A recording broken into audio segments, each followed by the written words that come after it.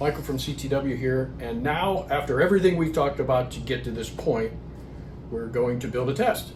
And we're going to do it in one of two ways. The first one, we're going to use the Wizard, which a lot of people from Shock6 are familiar with. The Wizard. It makes you feel better, builds a test for you.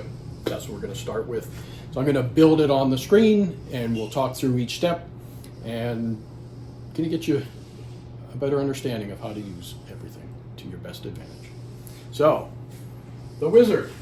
And if you don't have this Wizard button, you need to update your software. That's the first step.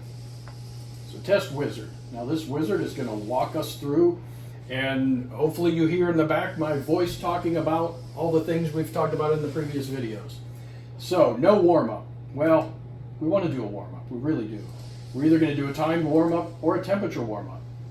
In this case, just for fun, we'll just do a timed warm-up. Run at what speed? 10 inches seems to be the industry standard for us in America, and run for 12 seconds, just to be different. But again, you can see you can do a time warm-up or a temperature. Switch back and forth, does not matter.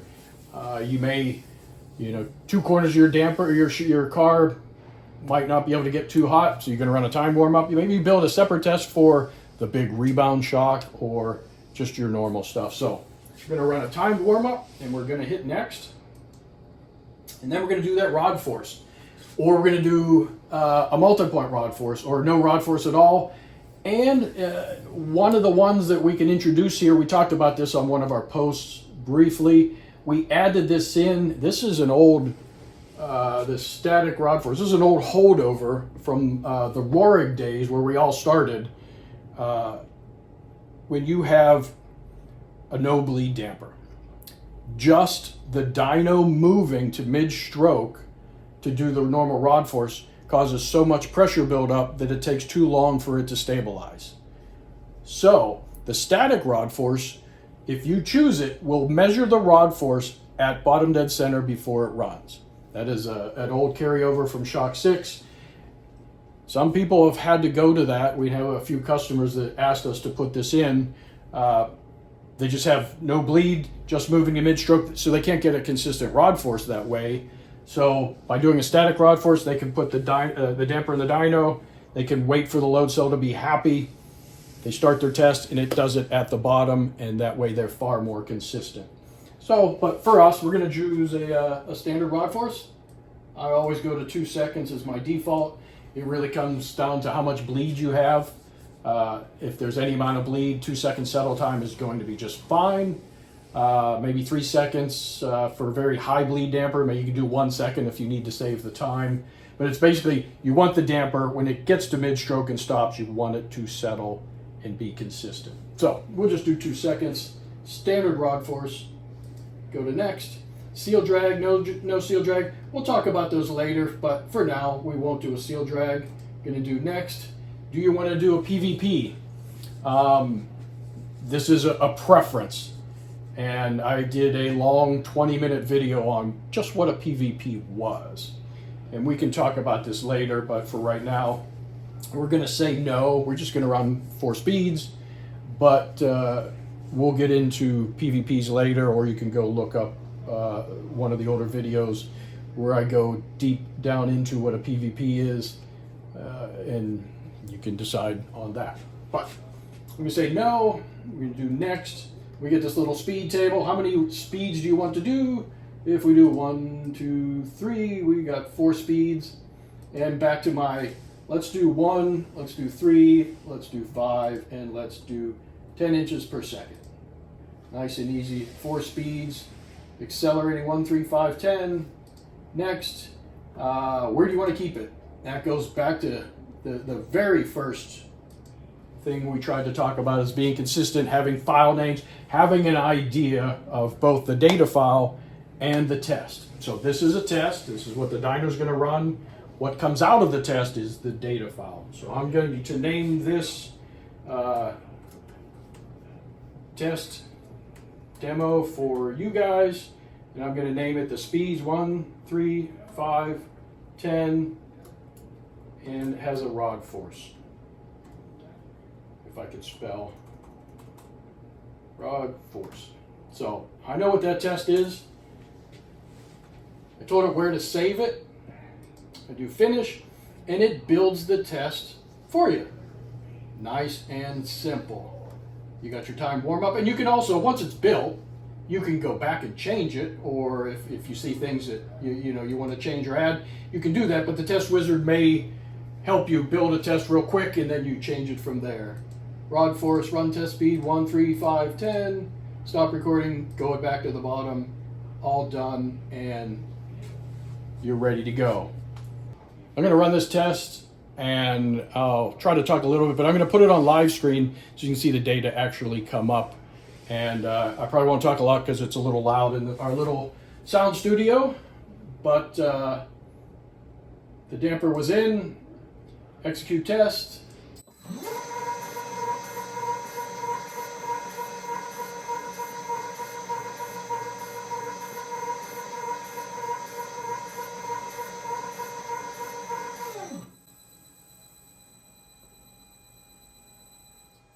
Running the rod force, it goes up to mid-stroke, stops, goes to the other side, and it's going to stop.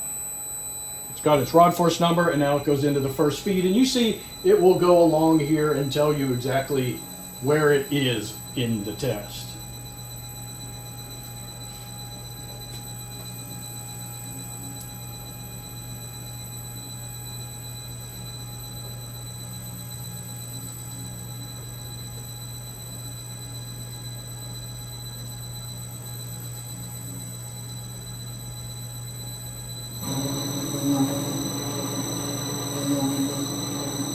There is I missed the first one. I clicked the wrong button. There's the 3 cycles at 3 inches per second. There is 5.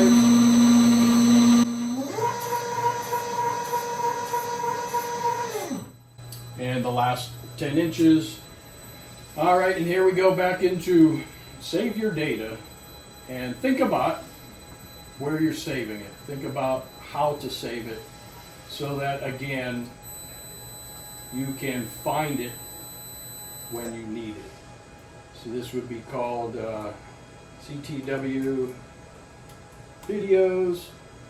We'll go into that folder, and I'm just going to call this first run because I don't think I'll be needing to find this in 6 months. So there is the live data. I'm going to do stop cycle capture, stop data capture. And I'm going to go back to our normal force first velocity, and I'm going to click on this so it goes to auto hide. All the little fun features in the software. I'm going to turn off actually I'm going to get rid of the data from the beginning. So there's our 4 speeds, and you can see this probably needs a bit of pressure because it looks as if it's starting to cavitate, and we know this shock constantly loses pressure, and we have to constantly put pressure in it to keep that from happening at 10. That's probably cavitation starting up in here on the compression side. If I get it warmed up or if I preload it more, that will go away. But otherwise you have the 4 speeds we just ran. So here's your data. Maybe you have the data from the four different corners, and you're at the racetrack and the driver says it's rolling too quickly in the front. So that's when you would be able to, because you ran more than 1 speed, you'd be able to go look at these 2 speeds, or maybe just this speed, to work on slow speed, tuning the shock. Now clearly changing the valve stack probably isn't what you're going to want to be doing. You're going to be looking at some kind of bleed adjustment, the bleed in the piston, or something smaller that affects the slow speed rather than the high speed.